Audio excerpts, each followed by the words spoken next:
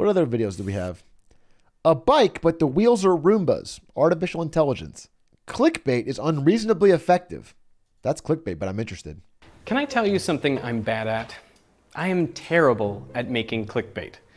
Up until 2 years ago, my most popular video was about a basketball being dropped from a dam with a bit of backspin. And in its first week, it got 16.3 million views. Jesus! But almost none of those views came on the YouTube platform.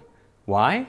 Because I gave it this thumbnail and I called it Strange Applications of the Magnus Effect. That is the fucking wackest thumbnail title combo for that video I've ever seen.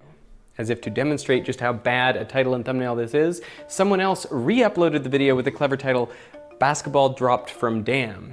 And within a few weeks, that video had received tens of millions of views on YouTube, which was good, but I still wasn't very good at clickbait. So for this video, I called in an expert. Can you give me like a reaction face? I was literally gonna say, is it Mr. Beast? Because it has to be Mr. Beast.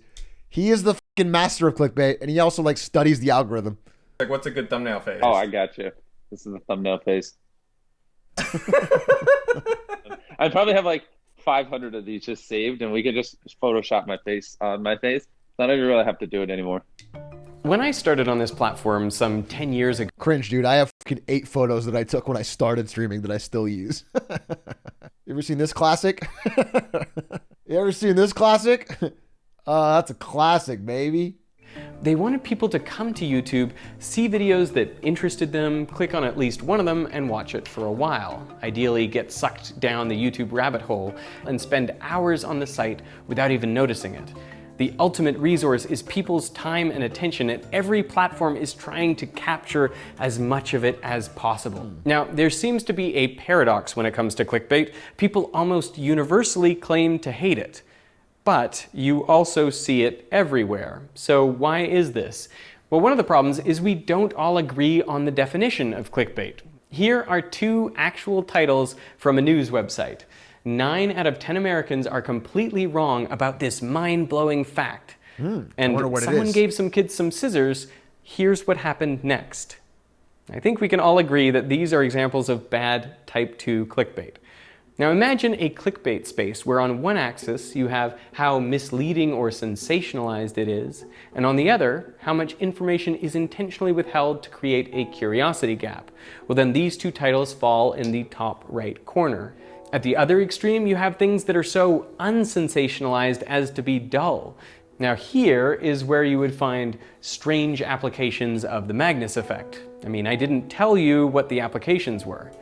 Now, in the middle is where you would find type 1 clickbait. But honestly, I think type 1 and type 2 clickbait are so different that we shouldn't even use the same word for them. Instead of type 1 clickbait, my friend and YouTuber Brady Heron suggested legit bait. I mean, instead of type 2 clickbait, we could use click terrible name. Click trick, link trap, or dupe shoot. What's important to recognize is that... Nice dupe shoot on your last thumbnail, Lud. That's well done. Yeah, bro. You fucking crushed it with the dupe shoot. How important to a video's success is the title and thumbnail? Very important, of course. If they don't click on the video, they don't watch it. You can't get 10 million views unless 10 million people click on the video. So, I mean, it's literally that simple. If they don't click on it. No. See, I just have 10 fans, and they watch it all 1,000 times each. It's just like evolution. Whatever survives multiplies, and traits become amplified. If you don't begrudge the giraffe its long neck so it can reach the highest leaves, can you begrudge a YouTuber the big red arrow that allows them to reach further audiences? You do gotta use the red arrow. Red arrow's fire. Listen, I have tried with and without the red arrow. The red arrow works. I don't care what anyone says. Do you pop a red arrow in the thumbnail, you get fucking double, triple click through. Just to give a perfect example is, the Roblox video, bro. And Quack put some fucking dog shit thumbnail title. I forgot what it was. Quack, if you got that doggert woof woof title thumbnail, you could send it to me so I can show the chat. It would help. It was a stinker McBrinker. And this video was a fucking 9 out of 10, 10 out of 10. Dead in the water. I mean, it was like, who let the dogs out and then fucking murdered them? and then use their carcasses for a thumbnail. I don't know, quack, I guess. And then I swapped it to this and just put Roblox is robbing kids, which is a much more clickbaity, interesting title, I think. And this video popped off. It's over 100K now, and it went to like 2 or 3 out of 10.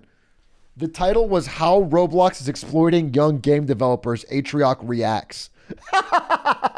Really flows off the tongue there, Quack. You need to optimize 2 things: watch time and the click-through rate of your videos. That's the number of times the title and thumbnail are clicked divided by the total number of times they're shown. That's the number of impressions. Now, at the time, this was something of a revelation for me, because I always thought my job was to make great videos, and then a title and thumbnail that adequately represented what the video was about.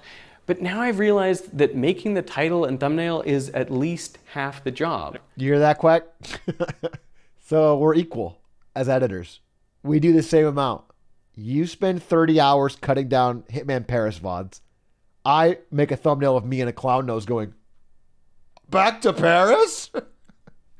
And we're equal. And we've done the same amount of work. How about we switch for the Hitman vid? You know, if we did switch, Quack, it would be a very poorly edited video, I admit, but it would also be a fucking dog shit thumbnail. It would be a bad video. Last year, I made a video about asteroids, which I thought was really good. I called it Asteroids, Earth's Biggest Threat, which is something Stephen Hawking said. And people were very positive about the video. They thought it was maybe one of my best. But the performance was well below average. In its first day, Asteroids was ranked 9th out of my previous 10 videos. Oh, you only got 500K in your first 9 hours? Fuck you, Veritasium. It was probably on target for about 1.5 million views. Oh, so tragedy. Only 1.5 million on your Asteroids video? And then on day 3 after Change launch, the thumbnail. I changed the title and thumbnail to "These are the asteroids to worry about." Oh! And immediately, the video started doing... Look at that big fat red arrow. That was the change. The more views you get, I would like to point you to a certain example on my own channel. So this is my most popular video of like the past 6 months. You notice anything about it? Look how thick this fucking arrow is. Let me show you what the original thumbnail was. This video flopped, by the way, when I first launched it. I think this is V1. This is the original thumbnail. Way too much going on. Red arrow's way too small. You couldn't even read this text. Bad. This video flopped. But I knew. I actually did more versions of this thumbnail than any other thumbnail that I've ever done, because I knew the video was good. I watched it. I was like, dude, this is like, I would watch this if I was just randomly fucking browsing the internet. There's version 2. I made the muffin bigger. And then I fucking changed the background and I flipped the fucking clown. And then I tried to fucking isolate the text, like the main. And then I got into the fucking, and then we tried like, and then bada bing, bada boom. Simple, giant red arrow. And then I got 500,000 views. Have you ever changed a title and thumbnail and then the video did better? Oh, of course. So every video I usually make like 2 or 3 thumbnails, and then if it's not doing as well as I want, we usually just swap them out and see if it does better. Because the thing is, like, you don't really know. I mean, you could know if you just were an almighty being that could just predict what people would be interested in. But usually, like, if you do hide and seek, you don't really know if like you hiding in a tree and then someone walking below you is a good thumbnail, or if you hiding in a trash can and then walking in front of you. So just do both and then see which one interests people a little bit more. But what is the point in getting more views? If you're cynical, you might say it's all about money and fame. And while there are certainly financial incentives to getting more views, that's not why I do it.